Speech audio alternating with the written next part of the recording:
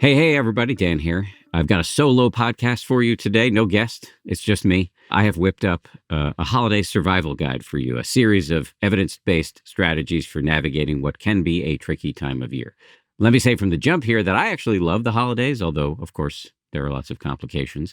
I'm aware, however, that some of you find nothing redeeming in the holidays, and for you, this season is, holistically horrible. So, I have tried to whip up something that will work for everybody, no matter where you stand on the holidays. And what I want to do, no matter where you stand, is to reframe the holidays. And you've heard me make this move before. I did this the last time I recorded an episode on election stress, for example. I like to reframe difficult patches in my life, and by extension, your life, as a test, as a gym, as a dojo, as a place to practice all of these strategies that we know work to help us do our lives better. So let's think about the holidays in that regard, or at least try to. During the course of this episode, I'm going to talk about 9 pain points, 9 ways in which the holidays can suck, including, navigating political differences around the dinner table, overeating, overwhelm, travel indignities, social anxiety, difficult family members, et cetera, et cetera. I've identified 9 different pain points, and I'm going to share with you a bunch of strategies pulled from ancient wisdom and modern science. Before I dive in, my usual caveats, I'm going to throw a lot of stuff at you here. You do not have to do any of these things. Please view this as a menu, not a to-do list. The point is not to overwhelm you. If you do find that a couple of these strategies work for you, please don't try to do everything at once. That is a recipe for stress. And to the extent that you try them and quote unquote fail, please give yourself some grace to start again. And I'll have more to say about this notion of starting again throughout this episode.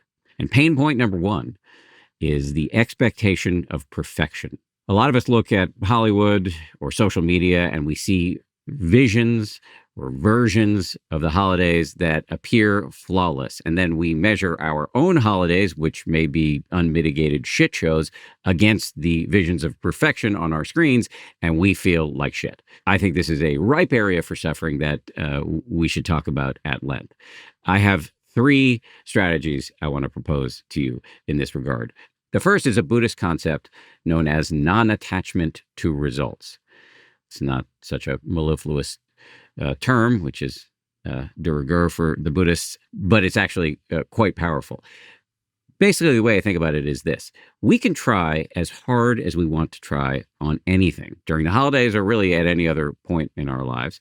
And we have to recognize, or at least if we're wise, we will recognize that the result is out of our control. We live in an entropic and ever-changing universe where there are so many variables that we simply cannot control. So keeping this in mind can be very helpful when you burn a cake or have an awkward conversation, or a gift that you put a lot of time and effort and money into doesn't land as well as you thought.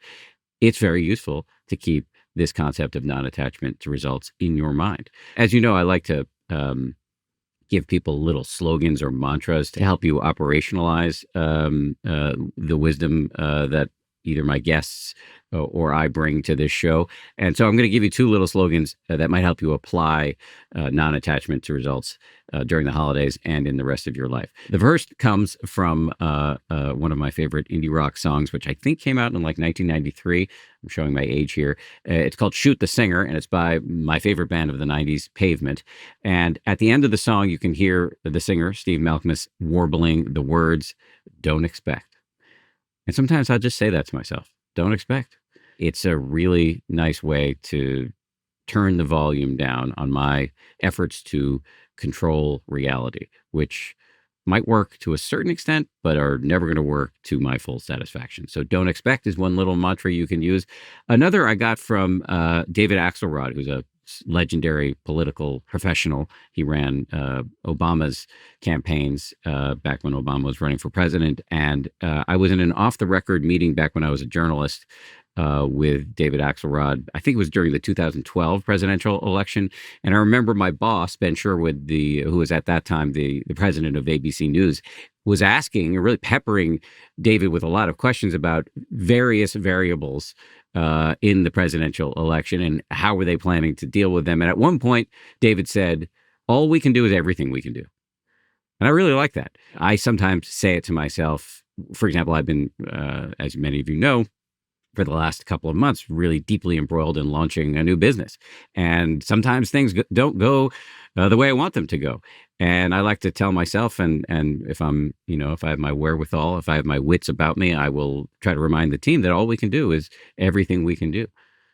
So non-attachment to results, very helpful. The second strategy I want to lay on you, if you're beating yourself up by comparing yourself to your favorite influencer whose holidays seem to be immaculate.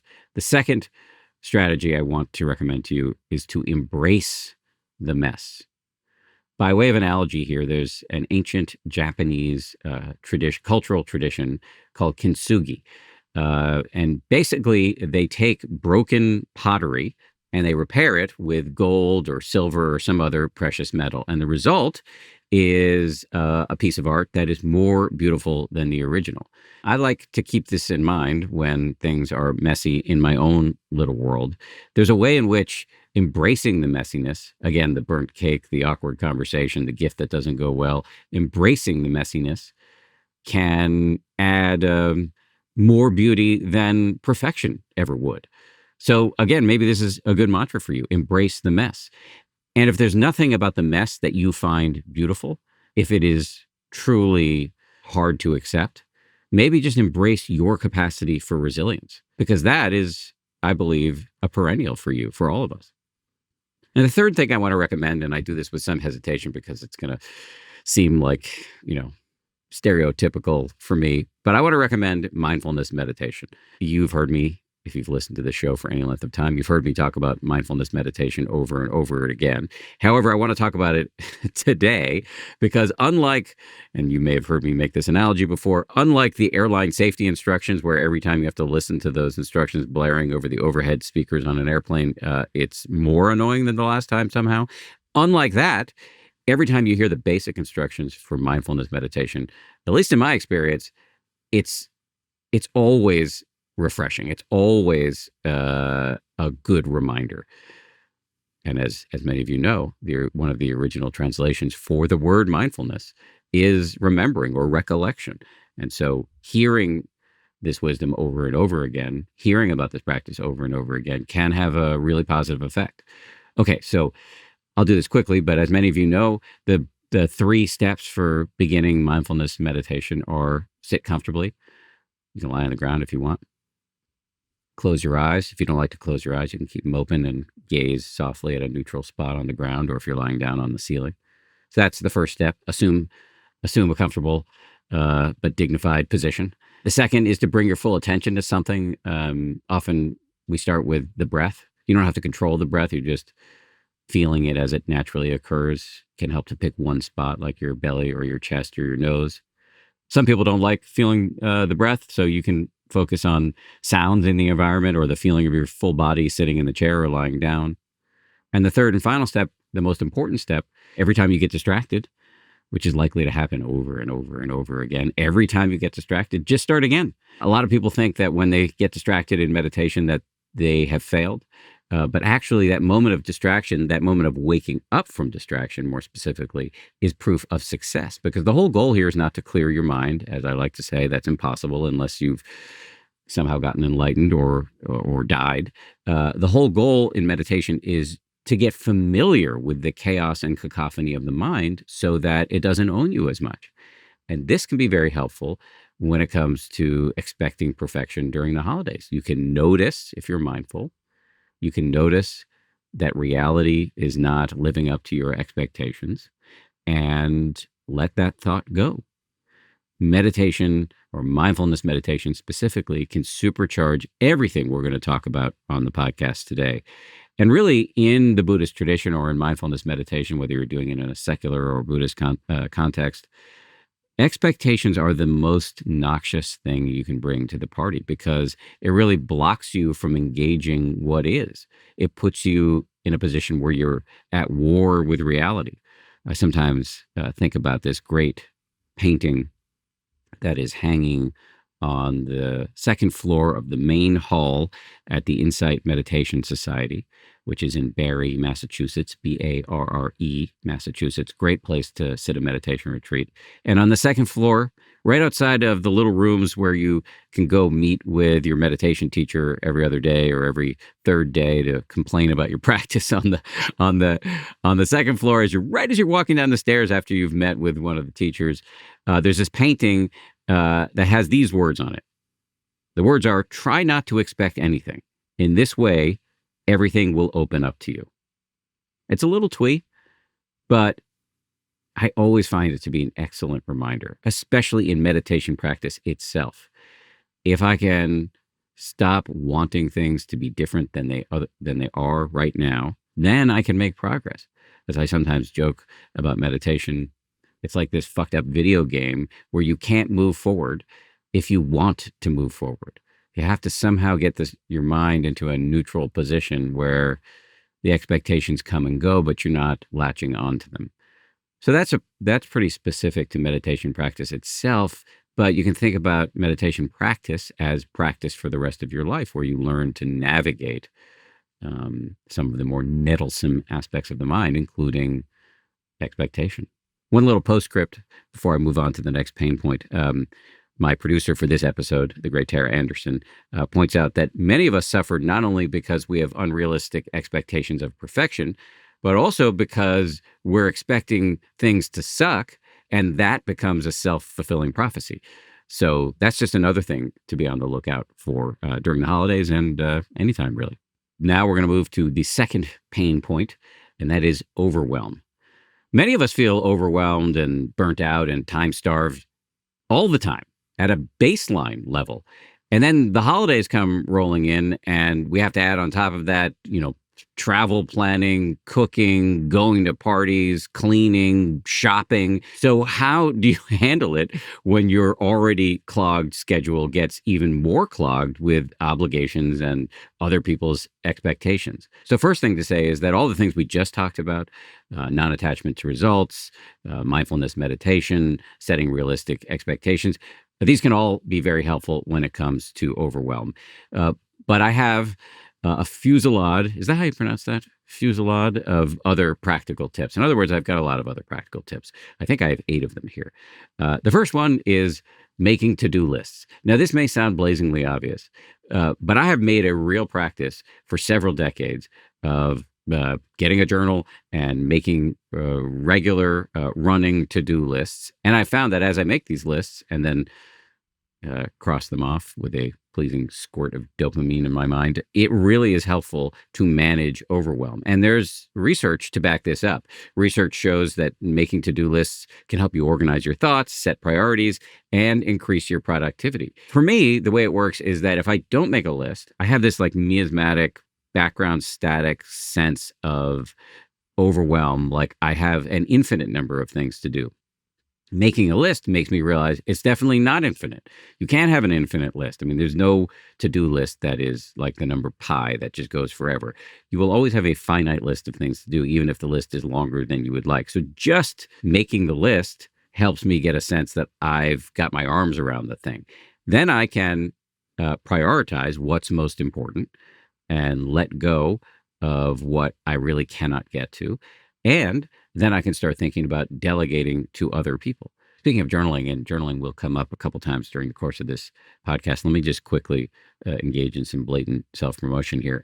My wife Bianca and I just wrote and designed and published our own journal called Dump It Here, which is designed to help you engage in some evidence-based strategies for reducing stress and anxiety through journaling. And if you go to danharris.com into the shop, you can check it out.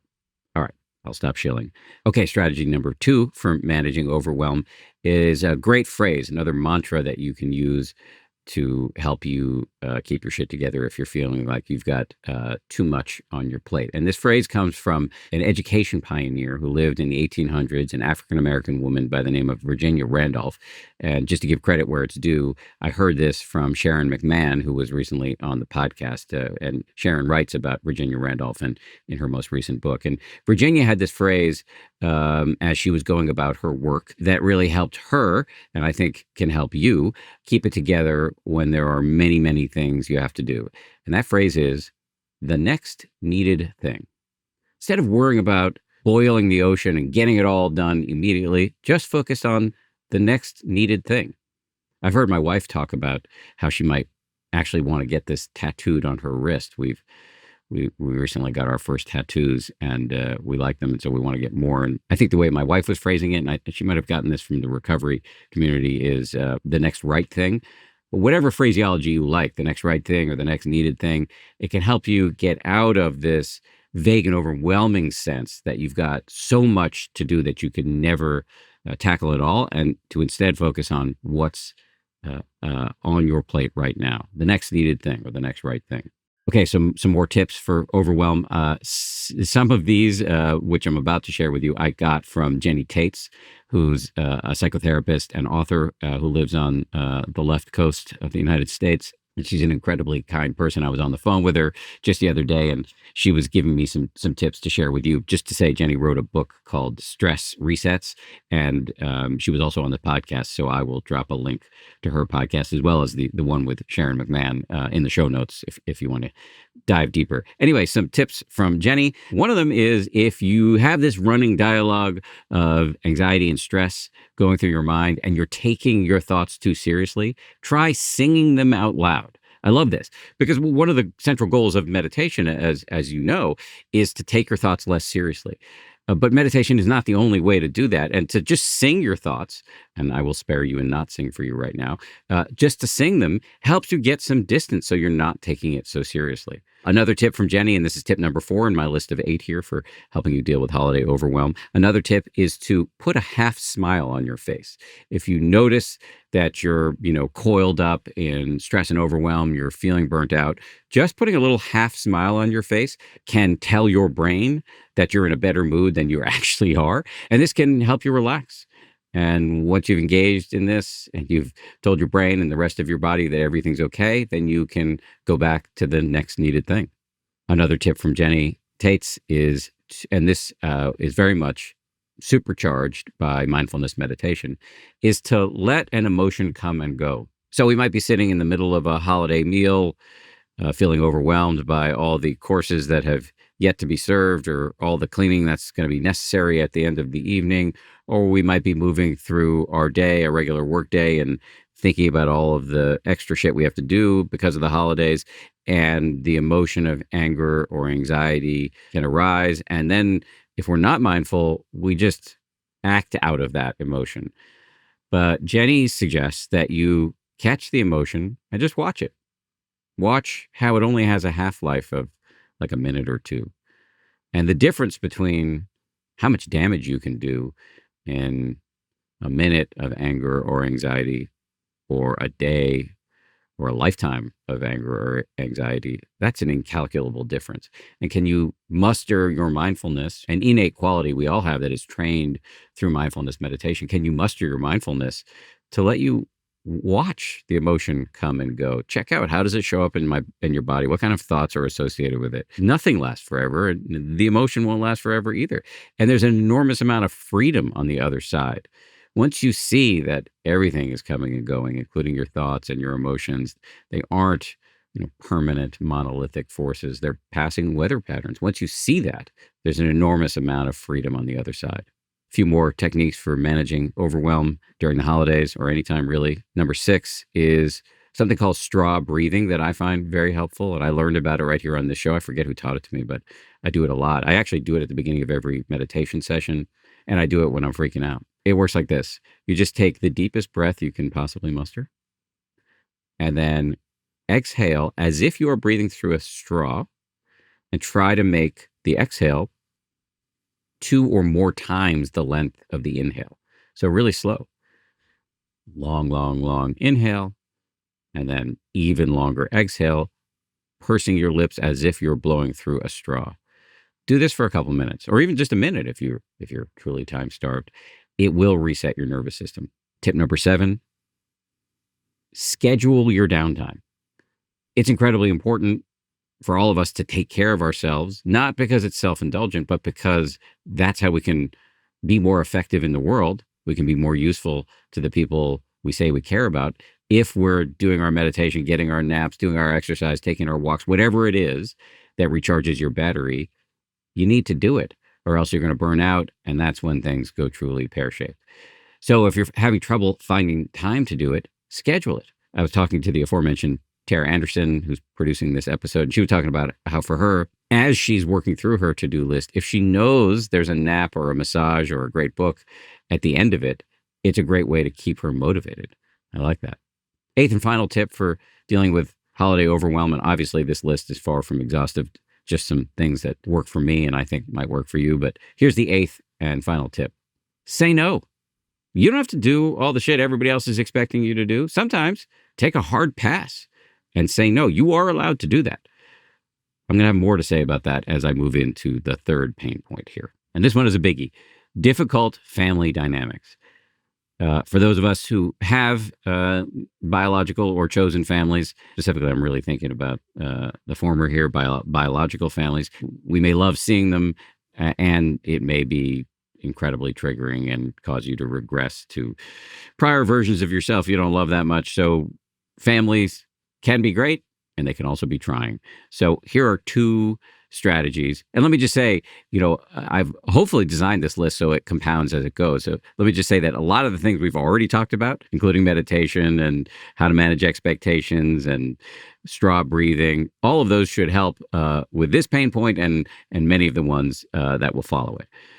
Okay, so two strategies for dealing with difficult family members. The first really picks up on the last thing I was saying about how to manage overwhelm, and that has to do with saying no or setting boundaries. I'm not an expert in boundary setting, but I have interviewed twice right here on the show a great expert. Her name is Nedra Glover Tawwab. I'll put links in the show notes to the two episodes I've done with Nedra, and she has some very simple instructions for setting a boundary. One is to state your boundary clearly, be concise, and be direct. For example, I'm not able to do that, or I'm not able to help you with that. The second is to use repetition.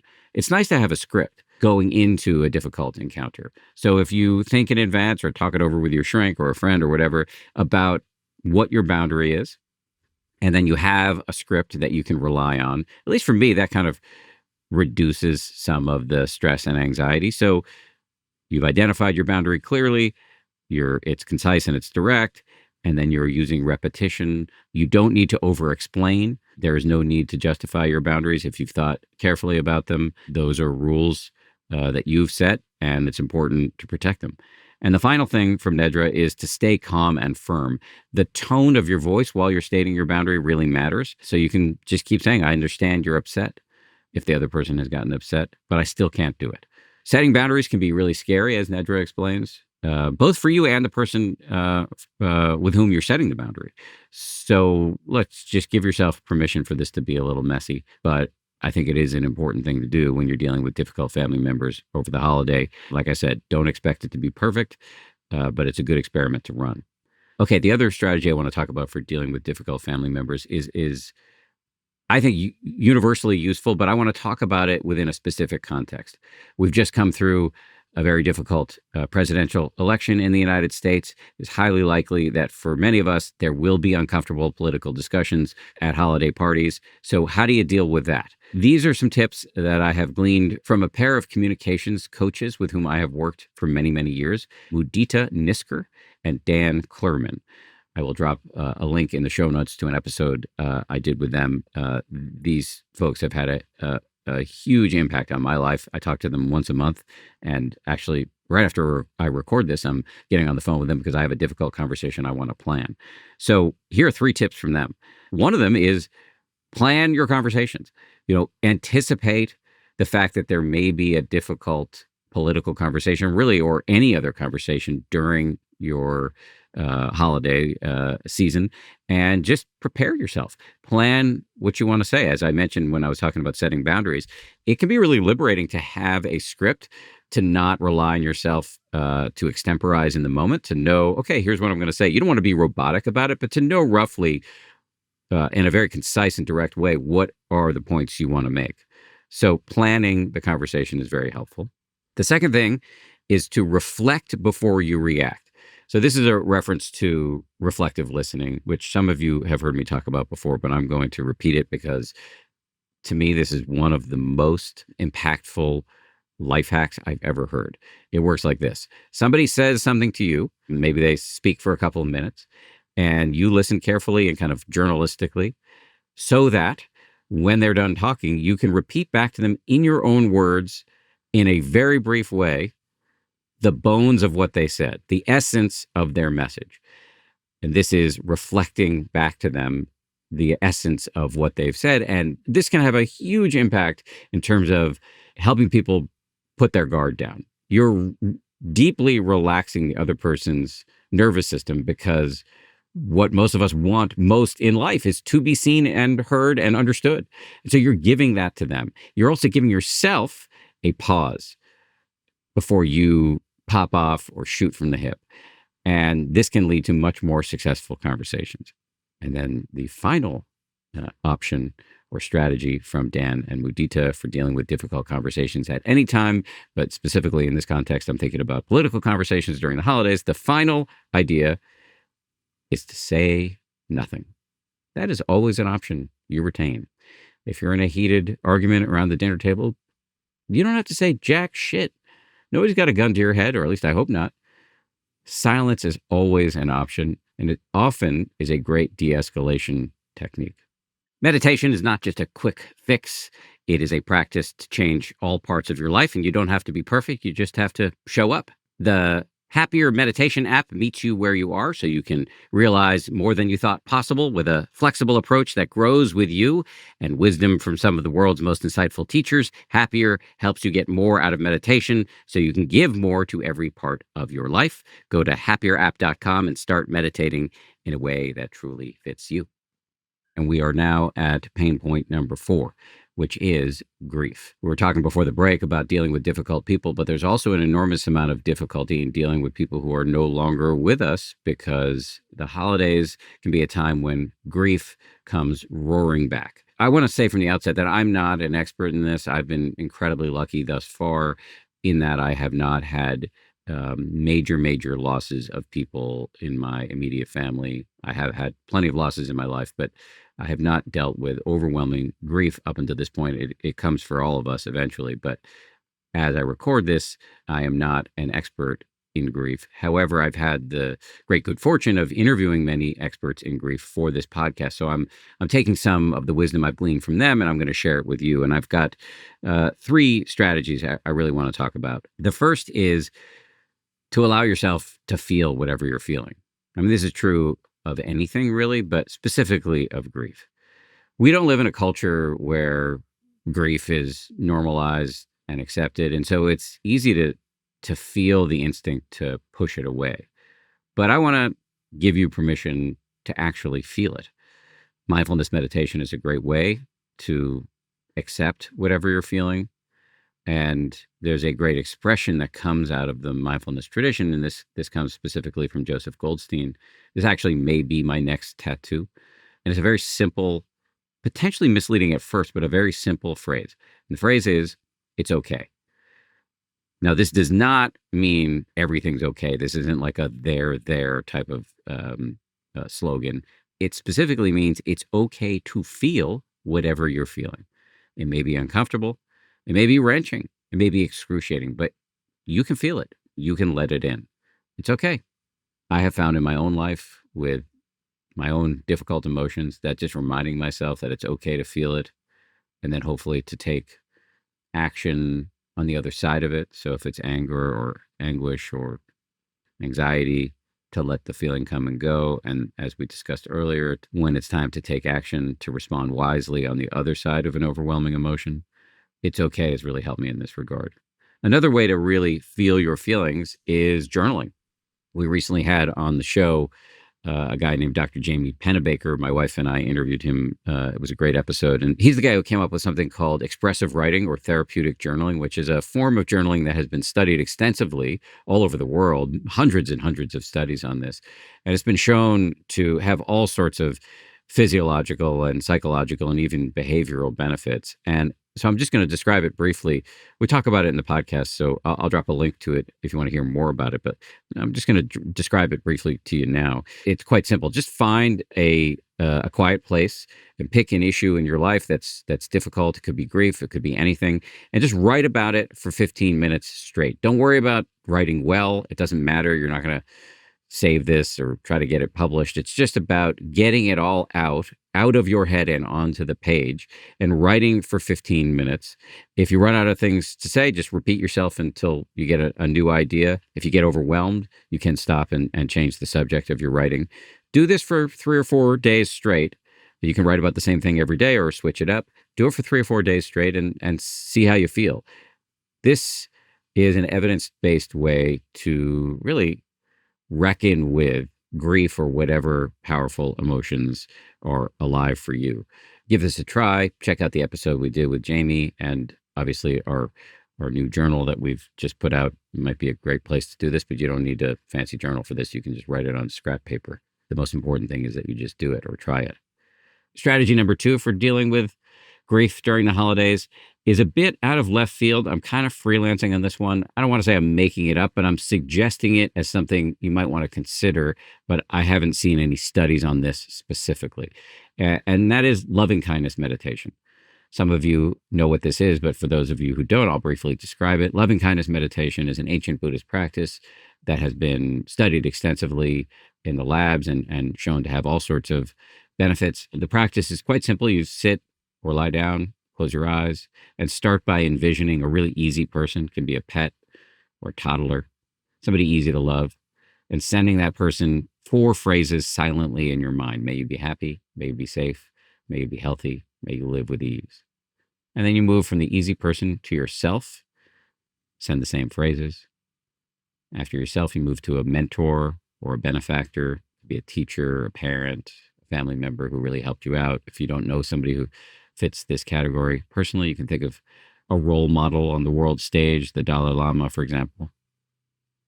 You move from the benefactor or the mentor to a neutral person, somebody you see all the time but are tempted to overlook. From there, it's a difficult person.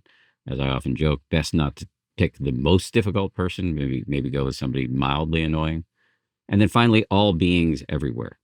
So what I'm suggesting as it pertains to grief during the holidays or really any time is to create a new category for the person you're missing. So you can tweak the phrases because some of them may feel discordant given that the person's no longer alive, or you can picture them when they were alive and send the phrases to that version of the person. May you be happy, healthy, safe, and live with ease.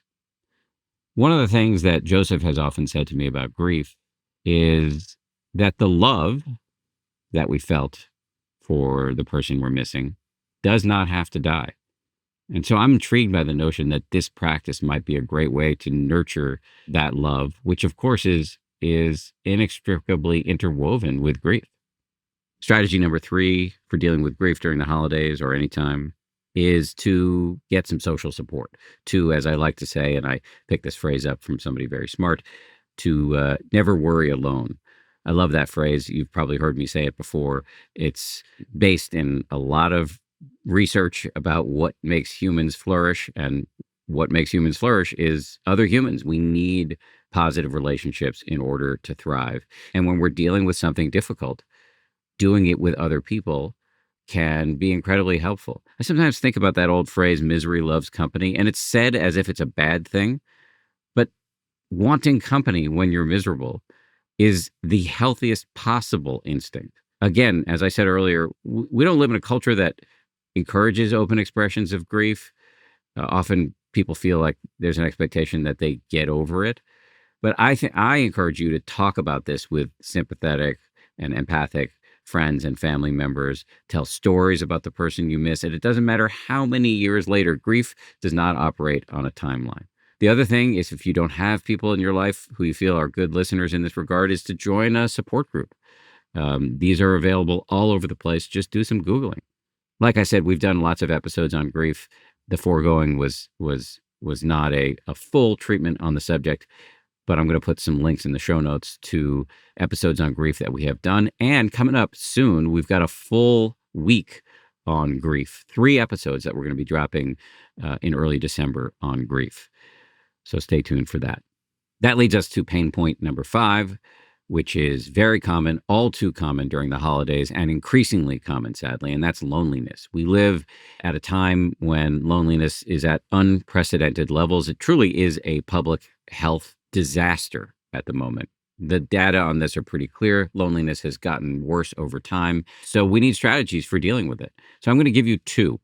The first comes from Dr. Vivek Murthy, who's the Surgeon General of the United States right now. He wrote a whole book about loneliness. He actually, just by way of context, has a really useful way of talking about loneliness, because for a lot of people, we don't see ourselves in this word, or we don't hear ourselves in this word, because we may tell ourselves a story that we're surrounded by people. We know a lot of people at work. We have a family, but you can still be lonely. Loneliness has to do not with the quantity of your relationships, but the quality of your relationships. In fact, Dr. Murthy self-diagnosed with loneliness during his first tour of duty as Surgeon General, when he was surrounded by people, but nonetheless lonely.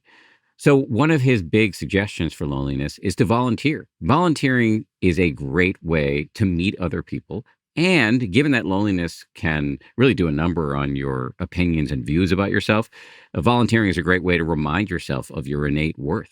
The other recommendation for loneliness, this one I'm kind of pulling out of my rear end a little bit, but I just have this suspicion that it might help and might be worth trying. I'm not making any guarantees. It's just maybe a useful pointer. It's quite similar to loving kindness meditation in that, first of all, it's a related practice, and second, because I don't have any evidence for it, just like I didn't have any evidence about loving kindness meditation for grief, just a suspicion that it might help. So this practice is known in Pali, the ancient language in which the Buddhist teachings were written down.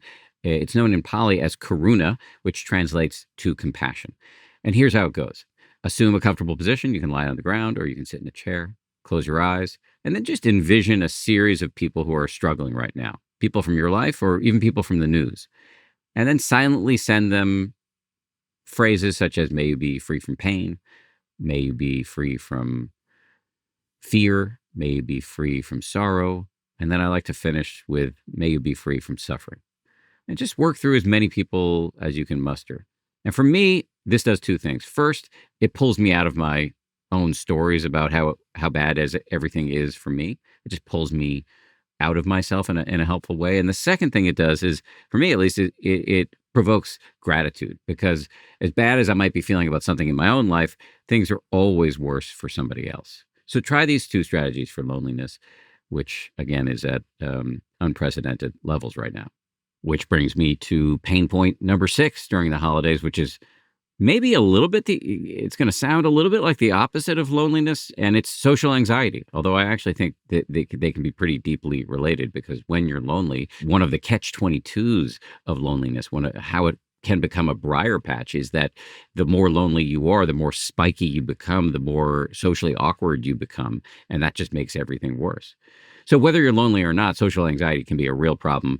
Speaking as an extrovert, I want to own the fact that while I do sometimes struggle with social anxiety, it's not an area of expertise for me. The good news is that I interviewed a true expert on this, Ellen Hendrickson, who's a clinical psychologist, and she wrote a book called How to Be Yourself. I interviewed her a couple of years ago. I'll put a link in the show notes to that. And she has 3 tips that I really like. The first is, if you're nervous going into a holiday party at work, or your romantic partner is dragging you to meet their family, or you are having your own family over and are worried about awkward interactions, the first thing to do is to shift your focus outward. So instead of being coiled up in stories about your own flaws, being coiled up in self-consciousness, make a concerted effort to take note and interest of your surroundings. Could be your physical surroundings, could be the people you're encountering. Ask questions of them, get curious. This can get you out of your own head and get you more deeply connected to the people you encounter in these various contexts. The second piece of advice from Ellen Hendrickson is to prepare conversation starters.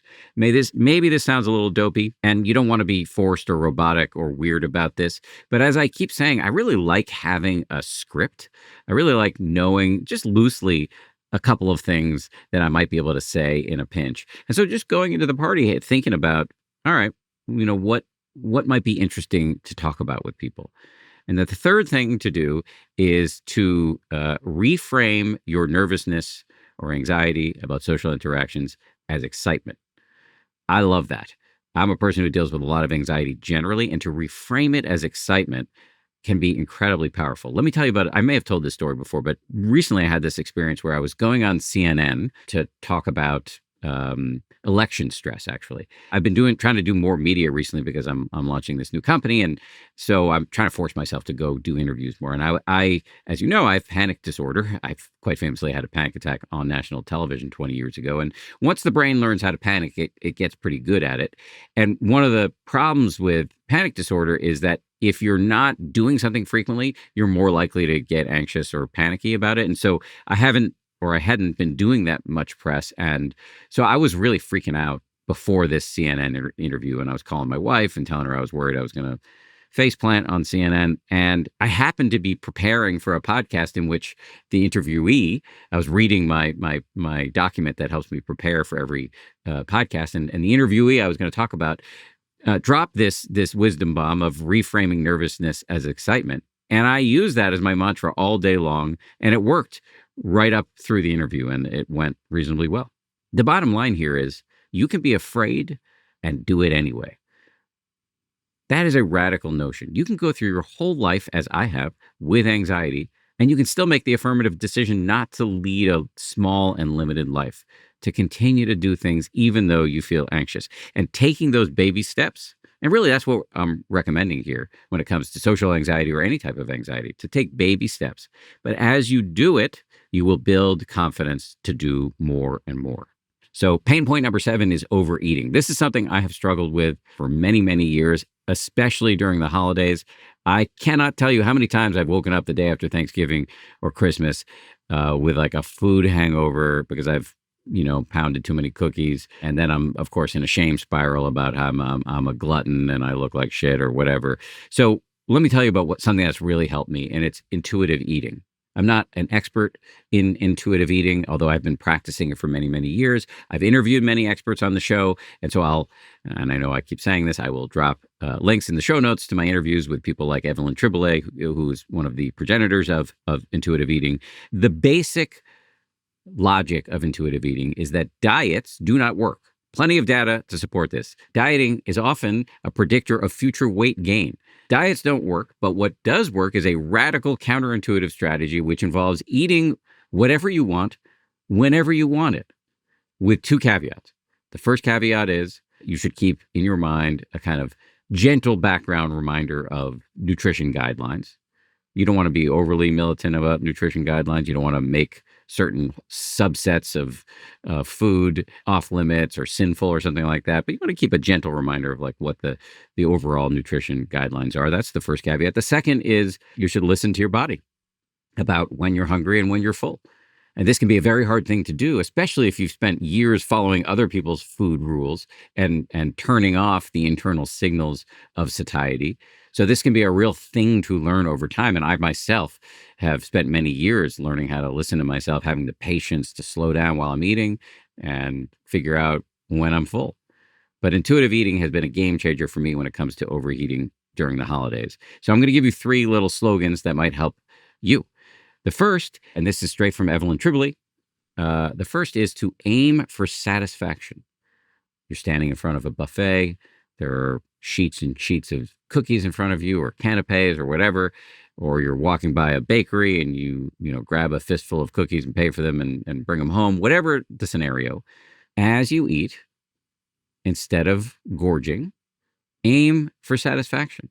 Sometimes I notice that when I'm eating, especially when it's cookies and they've got bright colors, I'm not feeding my body. I'm feeding the pleasure centers of my brain. I'm just looking for more and more little hits of pleasure in the brain instead of like listening to when I'm actually satisfied.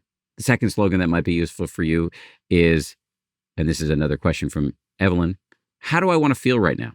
Evelyn's big on not making categories of food sinful. Like we, and she points out, and I think this is brilliant, that we use moralistic language when describing our food, which, perpetuates sort of weirdness or awkwardness around food, not only for yourself, but for the people around you. I specifically think about this with my son. I went through long periods of time where I wasn't eating dessert, but was that the message I want to send to my son, that he should feel strange about cake?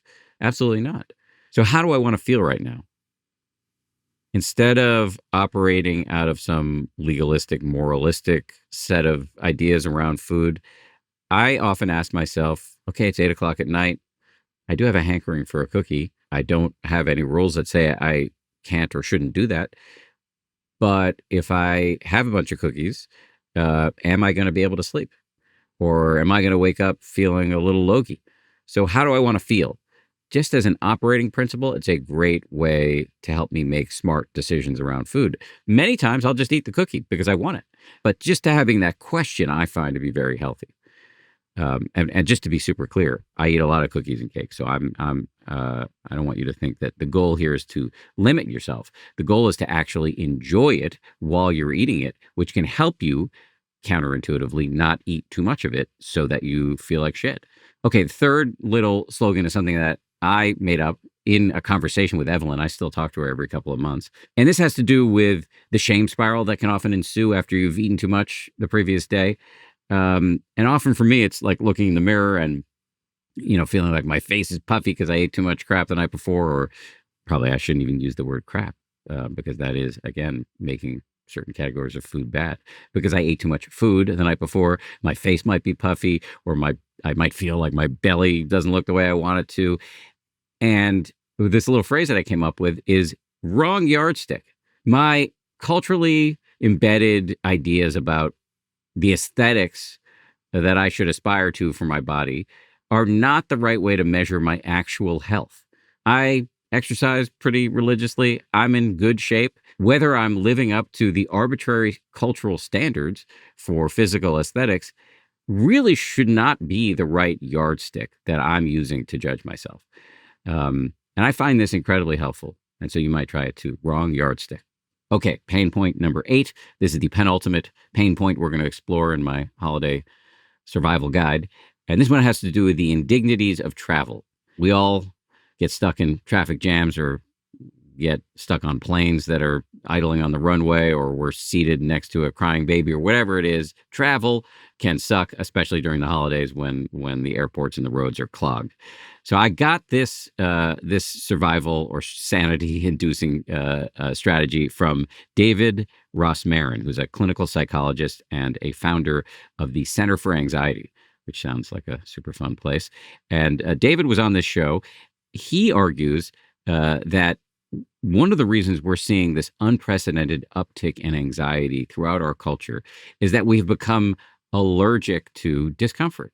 We've become intolerant of discomfort. And in part, this is because we've designed a world where there's so much less friction than there used to be. With a swipe, you can get food, you can get directions, you can get any piece of information, you can get a date, you can get a ride. Everything is available at your fingertips. And as a result, we don't handle discomfort very well. So David's suggestion is that you reframe any travel struggles as an opportunity to practice your tolerance for discomfort and your ability to bounce back. So this one, I don't have to belabor. It really is about this little inner jujitsu move you can do next time you're in a traffic jam or your flight has been delayed, to say, oh, okay, this is a chance to practice dealing with life's inevitable ups and downs. I will also say that if you are at the airport or on a plane and you're experiencing delays, it's a great time to meditate. Final pain point that I want to discuss with you is money worries. During the holidays, many of us feel like we have to spend a lot of money on parties, on travel, on shopping especially. It can be painful. I'll be honest, and I've mentioned this before, but I worry a lot about money. And in my case, I've been extremely lucky in my life. And so for me, a lot of my financial concerns are just ancient patterns I inherited from my ancestors who had, quite real and vivid money concerns. But it's an issue that I really deal with on the regular. And many of the tools that we've already discussed during the course of this episode are very helpful for me in this regard. Mindfulness meditation, loving kindness meditation, generosity, social support. All of these really help me work through these concerns that course through my veins, even though they're irrational. And for you, the concerns may not be irrational. So I want to be very sensitive to that. So let me give you two strategies that have helped me. The first is a question, a provocative question that Joseph Goldstein has asked me before, which is, how much is enough? I love this question. How much is enough? During the holidays, or really anytime, we can look at social media and get a sense that everybody else has more than we do. But really asking yourself, do I truly have what I need? Do I really need what I'm seeing that other people have? This is a great question, just to kind of have bouncing around in your cranium. I've never really answered the question, but just to hold it as a question, as a frame, when I'm worried about finances and fearfully, fretfully projecting into a future where I live, as I've written about before, where I live in a flop house in Duluth. How much is enough is a great thing for me to think about. And it throws me right back into this space, when we talked about this earlier, of gratitude. Like, I have a healthy family. What more do I need? You need a little bit more, but just to keep things in perspective in this way is helpful. But it's the second strategy I want to share with you that has been the most impactful. And I kept this for last because I actually think this is really a key, not only for a happy life, at least in my opinion, but also for helping you implement everything we've talked about during the course of this podcast. But let me start by talking about self-compassion as something that you can bring to financial concerns. Self-compassion, if you haven't heard of it, is quite simple. There's been a ton of research in the psychological field into this, and it was really kicked off by a great academic by the name of Kristen Neff, who's been on this show many times. And essentially, it is really about treating yourself the way you would treat a good friend. If a good friend came to you after having made an error or describing how they're in the midst of a tough time, I think you'd probably be quite supportive. But how do you talk to yourself? Most of us talk to ourselves like a drill sergeant. Self-compassion suggests that you talk to yourself the way you would talk to a good friend or to your child. And there's a ton of evidence that shows that it can make you more effective at reaching your goals. So Kristen Neff has what I call the Neff 3-step, which you can do on the go. It's eminently portable. She doesn't call it the Neff 3-step. She calls it the mindful self-compassion break. But anyway, call it what you want. This is just a 3-step thing you can do at any time when you're ambushed by financial concerns during the holidays, or really anything that's bringing you down. The first step is just to be mindful of whatever it is that's bumming you out right now. You can even just say, this sucks. Her little phraseology is, this is a moment of suffering. I prefer this sucks. The second is to bring to mind that millions of other people are dealing with whatever you're dealing with right now. You're not alone. Kristen talks about this as invoking a sense of common humanity.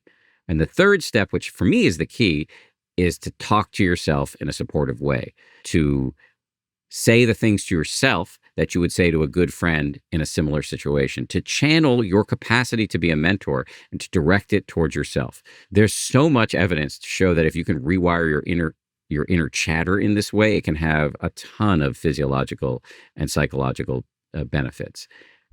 I want to add a couple of steps onto the Neff 3-step. One of them is something that she talks about and can be integrated into any of the steps. So actually, this isn't the addition of a step. It's just a way to supercharge it. I resisted this because of, I don't know, of my innate skepticism and maybe my acculturation as a heteronormative white guy in modern America. But I resisted what I'm about to say to you. But it's backed by science, and I have found it in my own laboratory of one to be very helpful. You can supercharge this 3-step process by putting your hand on your heart or on your chest, or heaven forfend, even giving yourself a hug. I don't like anybody to see me doing this, but if I'm in a moment of suffering about finances or anything else, I will do the Neff 3-step, mindfulness, common humanity, and supportive self-talk, with my hand on my chest. And for me, that makes it even more effective. And let me add a 4th step onto it, and this is a very Buddhist twist, which is to see that the self who needs compassion, you can't find it. The anger or anxiety you're feeling right now doesn't have an owner. Who's experiencing this anger? Who's experiencing the anxiety? Just looking for the you that is engulfed in these feelings will help you realize that there is nobody there, essentially. Maybe this sounds a little weird or woo-woo or esoteric, but it's actually healing. You don't have to take all of your thoughts and emotions so personally. One little way to operationalize this for yourself is a linguistic trick that Joseph talks about, which is when you're experiencing anxiety, for example, we're talking about financial anxiety, to rephrase it in your own mind instead of saying, I'm scared or I'm angry, to say, there is anxiety or there is fear or there is anger. And you're less entangled in it. You can see it, as I said before, as a passing weather pattern instead of some sort of reflection of who you fundamentally are, because there is fundamentally no you there. If you close your eyes and look for your inner you, there's nothing to find. And as they say in Buddhist circles, the not finding is the finding. That little fourth step might not go down easy for all of you, but just experiment with it. And just to say in closing here, self-compassion, I think, is a great way to close this survival guide, because I've thrown a lot of tips at you. And I want you to remember something I said at the beginning, which is if any of these things landed for you, you should pick a few, one or two, maybe just one, and try to do it. Try to knit it into your holidays. But when you fall off the wagon or fail, quote unquote, to put it into effect in your life, use self-compassion to help you be resilient, to help you try again. These skills are not easy to learn, and you need to have permission to mess it up and start again. Okay, as I bring this to a close, I just want to say a few things. First, the list that I just shared with you, the 9 pain points, I recognize that it's not an exhaustive list of every way in which one can suffer during the holidays. For example, I didn't talk about drinking, which I know can be a big problem for people during the holidays. So I will drop some of the episodes we've done on addiction and specifically drinking in the show notes. The other thing I want to say is, since I dropped so many ideas on you, if you're a subscriber at danharris.com, you will get a cheat sheet with this episode, which will pop into your inbox. And so you can consult that if you want to remember certain things I said during the course of this episode. And there will be time codes there associated with it, so you can find it easily if you want to go back and re-listen or re-watch. So sign up at danharris.com if you want your cheat sheet. And finally, again, if you go to danharris.com, you'll see this new journal, Dump It Here, that my wife and I recently put out into the world. Thank you for listening. And before I go, I also want to thank 2 people from my team who worked very hard on this episode with me, Tara Anderson and DJ Kashmir. Have a great holidays.